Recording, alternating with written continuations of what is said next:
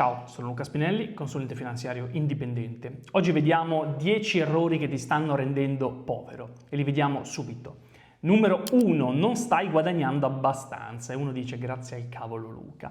Beh, questo però è anche uno degli errori che più comunemente uno mette nel cassetto, no? Uno si arrende al fatto di guadagno questo, vabbè. No, tu non ti devi arrendere, se tu reputi di voler guadagnare di più, assolutamente puoi farlo, o meglio puoi provarci, perché nessuno dice che sia facile, chi ti vende questa soluzione al problema in maniera semplicistica, beh, è uno che o ti sta prendendo in giro o ha un qualche interesse. No, io assolutamente non ti dico che sia semplice, io però ti dico che non ti devi arrendere, quindi è dura, può non valerne la pena, però se tu vuoi, ecco, puoi assolutamente. Quindi ti do un consiglio pratico, non sono un consulente del lavoro, quindi la faccio molto breve, ma se non stai guadagnando abbastanza tu hai due soluzioni. Numero uno, ti sposti, quindi passi magari dalla Sicilia al Piemonte o dalla Lombardia agli Stati Uniti, oppure fai job hopping, passi da un'azienda a un'altra. In questo caso di nuovo i casi sono due, cioè caso numero uno, hai delle competenze che sono cresciute. L'azienda però cosa fa? Non ti riconosce una retribuzione maggiore, no? Perché non vuole, non può, non ci interessa. Quindi cosa fai? Dici guarda, vado da un'altra azienda che mi riconosce queste competenze in più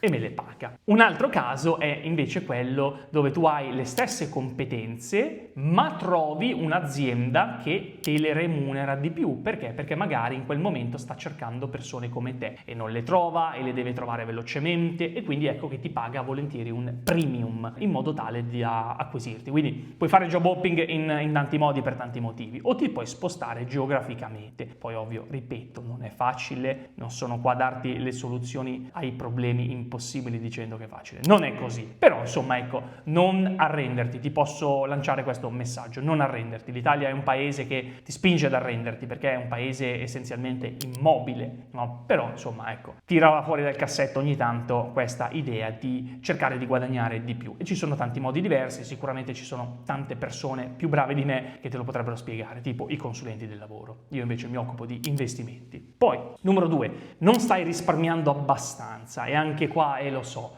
Luca, ma io non ho un euro. Allora, in questo caso va benissimo. Se tu non hai un euro da, diciamo, mettere nel tuo salvadanaio, io non ho nulla da dirti, ecco. Non è una colpa di nessuno, se uno vive a Milano, prende anche 3.000 euro al mese, ma ne spende 2.000 in affitto e 1.000 per vivere, ovvio, non li tiri fuori i soldi da risparmiare. E non è una questione di, come vedevamo sopra, cioè non guadagnare abbastanza. Ci sono persone che guadagnano tanto ma non risparmiano nulla e ci sono persone che risparmiano tanto eppure non guadagnano quasi nulla. Quindi qual è la questione? Tu devi provare a risparmiare se tu puoi risparmiare. Puoi sicuramente farlo e dopo vedremo degli esempi pratici. Però ecco, di nuovo, io qua ti volevo lanciare questo messaggio, cioè tu non ti devi arrendere, tu non devi dire vabbè ma io tanto non riesco a risparmiare quindi chi se ne frega, non ci provo neanche. No, tu devi farlo. Fai budgeting, metti un foglio di carta, metti su un foglio di carta le tue spese, le tue entrate, cerca di capire dove puoi trovare del risparmio. Ok? E se invece il risparmio già ce l'hai ma lo stai sprecando, questo è un problema, a meno che tu non voglia fare questo tipo di vita per sempre, che sarebbe una cosa assolutamente legittima. Però questo è un video fatto per chi non vuole più commettere quelli che secondo lui sono errori, che lo stanno rendendo povero. Poi, numero 3, che diciamo si richiama ai punti numero 1 e numero 2, cioè io non ho un obiettivo, non avere un obiettivo, ma è ovvio,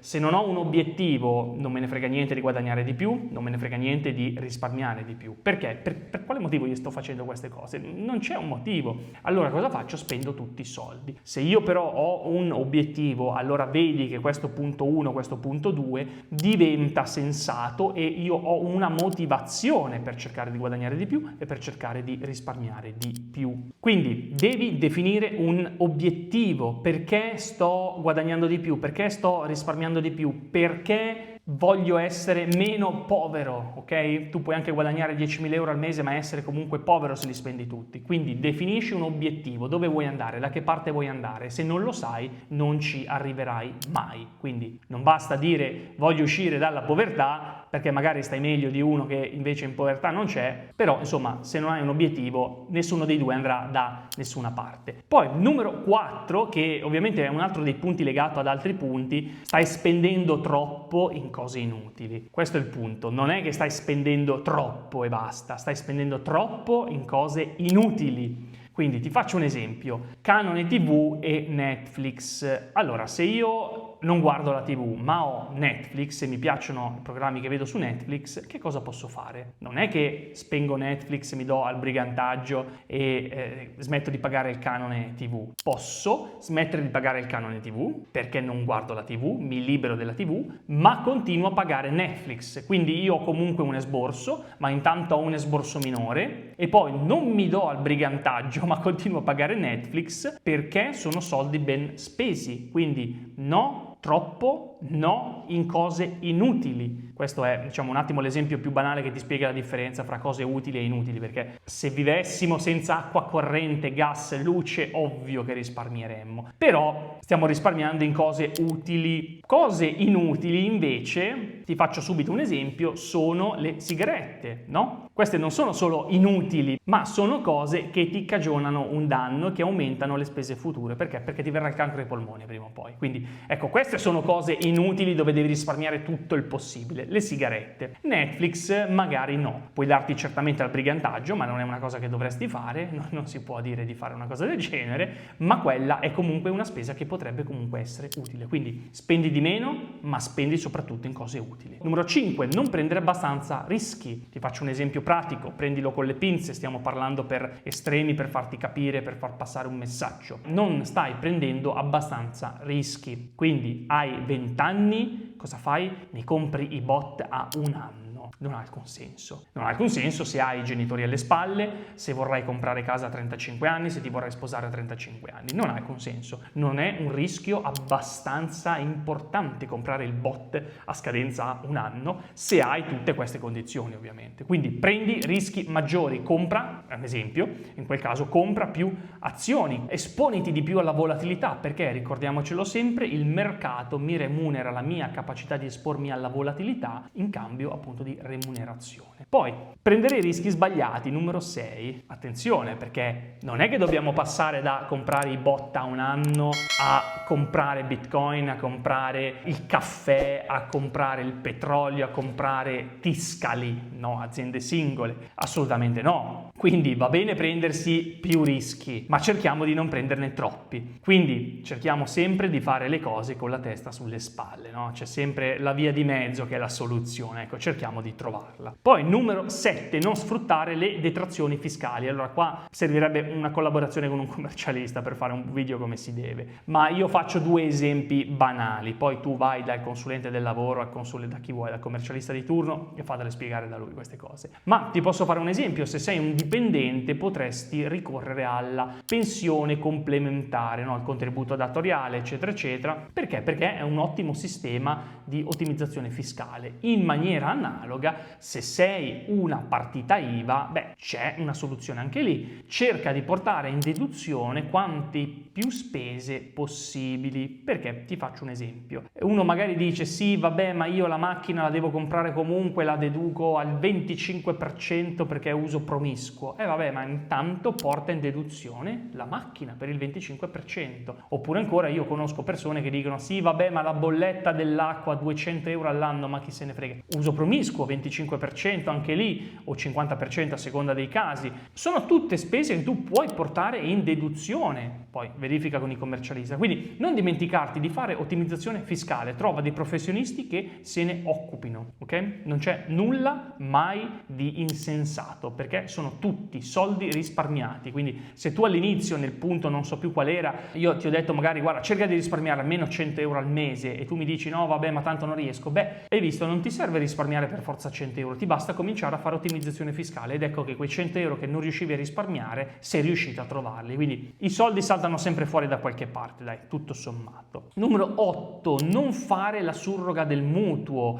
Facciamo un esempio pratico: mutuo al 2%, tasso fisso, i tassi di interesse scendono allo 0,5, non hai mai fatto la surroga. Adesso non è questo più il periodo storico, ma io ho visto tante persone che hanno fatto così, avevano la possibilità di surrogare a tassi estremamente vantaggiosi ma non l'hanno mai fatto. Perché? Simile al discorso di prima: ma sì, ma tanto, ma sai, ma chi se ne frega. E no, questi sono tutti soldi che lasci sul piatto e non è la singola cosa che ti rende povero, è l'insieme di queste 10 cose, adesso vediamo le ultime due, che ti rendono povero. Questi sono errori. Se tu recuperassi 10 euro da ognuna di queste cose che io ti ho detto ogni mese, avresti tirato fuori 100 euro al mese. In un anno diventano 1200, praticamente lo stipendio di quasi lo stipendio di qualcuno. Quindi vedi che sciocchezze. Però queste sciocchezze tutte insieme, tutte queste banalità, queste assurdità, tutte queste cose che magari non si sbloccano nell'immediato, non si sbloccano neanche fra un anno, ma pensa a fare job hopping una volta anche solo 10 anni. C'è gente che non lo fa mai, 50 anni che fa lo stesso lavoro, ma pensa a riuscire a farlo anche solo una volta ogni 10 anni. Fai un salto talmente importante che risulta importante tanto quanto aver tirato fuori un centinaio di euro al mese in più nell'immediato. Quindi sono tutti piccoli tasselli che ti aiutano enormemente, tanto più sei giovane, tanto più è lungo o ambizioso il tuo obiettivo, il tuo orizzonte temporale. Quindi ultimi due che sono, allora una è un po' fastidiosa come cosa ma la dobbiamo vedere. Numero 9, sposare qualcuno che è finanziariamente incompatibile con te, che non vuol dire sposiamoci fra ricchi, sposiamoci fra poveri, ma per carità, ognuno fa quello che vuole intanto. Però cerchiamo di mettere un attimo d'accordo, diciamo, la testa con quello che è il portafoglio. Quindi se io ho delle passioni estremamente costose, insomma, non posso trascinare con me una persona che invece non ha queste passioni costose, e viceversa, se sono io quello che non ha passioni costose, ho un po' di fatica a sposare qualcuno che ha invece delle passioni costose, al di là del discorso economico, cioè non è un discorso di ok, possiamo permettercelo o no, sono comunque, diciamo, delle cose che ti impoveriscono, se non a livello finanziario, a livello umano, a livello emotivo. Quindi quando io faccio questo video ti spiego 10 errori che ti stanno rendendo povero, e attenzione perché poi qua si apre tutto un video parallelo sulla povertà non solo economica, quindi tutto quello che io ho detto è ovviamente terribilmente incentrato sui soldi, ma non solo. Quindi ricordati, è importante dormire la notte, è importante essere contenti. Quindi numero 10, l'ultima, non assicurarti contro i disastri naturali. Allora, tu guardi questo video dalla Lombardia a Como, non ci sarà mai nessun terremoto, siamo in zona sismica 4, ok? Ma se tu mi vivi sull'Appennino, se mi vivi sotto il Vesuvio, l'Etna, Campi Flegrei, no? E beh, attenzione, perché qua assicurarci contro i disastri naturali è qualcosa che però ti serve. Con pochi euro, magari anche fosse qualche poca decina di euro all'anno, tu metti al sicuro magari una o più case che hai, che sono tutte lì concentrate in delle zone che magari sono a rischio vulcano, alluvione, frana, terremoto, quello che vuoi. Di nuovo, non facciamo l'errore di dire sì, vabbè, ma tanto 1-2 euro, ma chi se ne frega. Io sono il primo a dire che la stragrande maggior parte delle assicurazioni non ha senso desistere da farsi, ma alcune, attenzione, valuta il tuo caso specifico perché potrebbero invece avere senso, soprattutto quando, insomma, non sei in zona sismica 4, quindi facciamola una valutazione. Se hai un mutuo, cerchiamo di assicurare il mutuo; se hai qualcuno a cui lasciare qualcosa, cerchiamo di assicurare questa eredità, eccetera eccetera. Poi certo, se uno non ha niente, non ha nessuno, eccetera, beh, ok, va bene, sposo completamente questa idea di non fare assolutamente nulla. Però ecco, ricordati, come dicevo nel punto precedente, che poi però il concetto non è solo essere poveri a livello economico, ma anche e soprattutto emotivo. Quindi se tu non dormi la notte, ma un'assicurazione contro i disastri naturali ti ci fa dormire la notte, beh, quello è un investimento che ti sta arricchendo, cioè tu smetti di essere povero a livello umano perché cominci a dormire la notte. Quindi io concludo qui. e spero che questo video non sia stato troppo confusionario, perché so che sono partito molto picchiato sul discorso soldo, ma poi verso la fine c'è stato un po' un plot twist, ok? Per cui non ci sono solo errori che ti rendono povero a livello finanziario, ma che ti rendono povero anche a livello di qualità della vita, a livello emotivo. Quindi io spero che questo video ti abbia dato degli spunti su cui riflettere, e il succo del discorso, la conclusione è: non fermarsi mai, devi sempre stare in movimento e devi sempre considerare tutto molto bene. Le cose sono sia più semplici che più difficili di quello che appaiono, ma se ragioni riesci a capire che cosa significa quello che ho appena detto. Io ti ringrazio, noi ci vediamo al prossimo video, come sempre like, iscriviti, commenta e ciao!